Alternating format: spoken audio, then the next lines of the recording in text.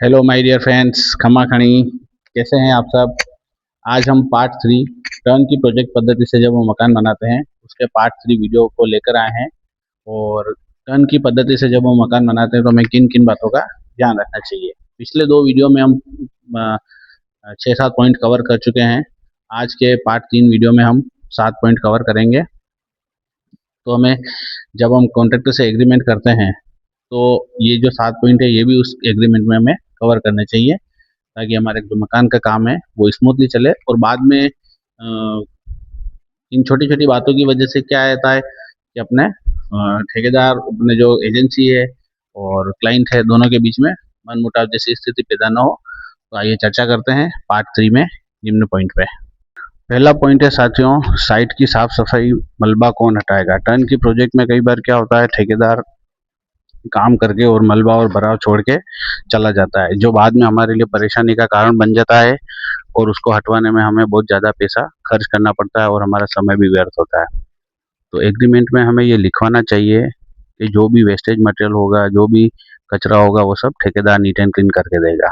दूसरा पॉइंट होगा during the construction work, building की जो भी आरसीसी प्लास्टर जो भी वर्क होगा उसकी तरह ही कौन करेगा, क्योंकि क्यूरिंग एक बहुत जिम्मेदारी वाला काम है। और ठेकेदार क्या करता है कि उसमें लेबर नहीं लगाता है, लेबर की सैलरी बचाने के चक्कर में। तो ये भी हमें उसमें लिखवाना चाहिए। तीसरा हमारा पॉइंट है लेबर की सेफ्टी और सुरक्षा की जिम्मेदारी किसकी रहेगी, क्योंकि साइट पे अगर कोई भी एक्सीडेंट हुआ, कोई भी हादसा हुआ, तो जो पुलिस केस बनता है वो मकान मालिक की या क्लाइंट के नाम पर बनता है। तो एग्रीमेंट में ये लिखवाओ कि सारी जो सेफ्टी की जिम्मेदारी रहेगी वो ठेकेदार की रहेगी। ठेकेदार सारे सेफ्टी उपकरण, पीपीज, हेलमेट, सेफ्टी बेल्ट वगैरह सारे यूज़ करेगा और प्रिकॉशन से काम करेगा। चौथा पॉइंट है इलेक्ट्रिकल और प्लम्बिंग के पॉइंट्स के रिगार्डिंग। टर्न की प्रोजेक्ट्स में ठेकेदार क्या करता है कि लिमिटेड पॉइंट ही प्रोवाइड कराता है। ठेकेदार से एग्रीमेंट में ये लिखवाना है कि जितने पॉइंट ड्राइंग में मार्क कर रखे हैं वो सारे पॉइंट तुझे प्रोवाइड कराने हैं। उसके अलावा कहीं कोई छोटा मोटा एडिशनल पॉइंट होता है तो वो भी वो ड्राइंग में मार्क करवा के हमें उससे करवाना चाहिए। पांचवा पॉइंट है डिफेक्ट और लाइबिलिटी पीरियड। 12 महीने तक, 1 साल तक ठेकेदार का 5% पेमेंट रोक के रखना है। 1 साल के अंदर अंदर कोई भी टूट फूट होती है तो वो repair maintenance free of cost करके देगा, हैंड ओवर के लगभग 1 साल तक। तो ये सारी जो डिफेक्ट लाइबिलिटी होती है वो ठेकेदार की रिस्पॉन्सिबिलिटी रहती है कि वो 1 साल तक हमें रिपेयर मेंटेनेंस करके देगा। छठा पॉइंट है टर्मिनेशन क्लॉज। कई बार क्या होता है, ठेकेदार थोड़ा सा काम चालू करता है, 15-20 दिन तक काम बंद रहता है, फिर वो बीच में भाग जाता है।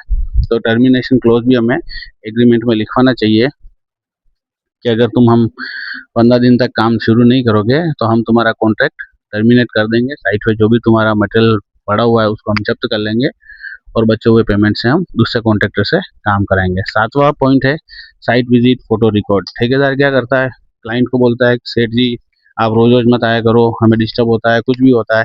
उसको बोलना नहीं, हमारा पीएमसी का इंजीनियर या क्लाइंट खुद डेली आएगा या सप्ताह में 3 बार विजिट करेगा, साइट के फोटो लेगा, रिकॉर्ड को मेंटेन रखेगा। ये सारी चीज़ें उसके एग्रीमेंट में लिखनी चाहिए ताकि इन सब चीज़ों से बाद में व्यवधान ना हो।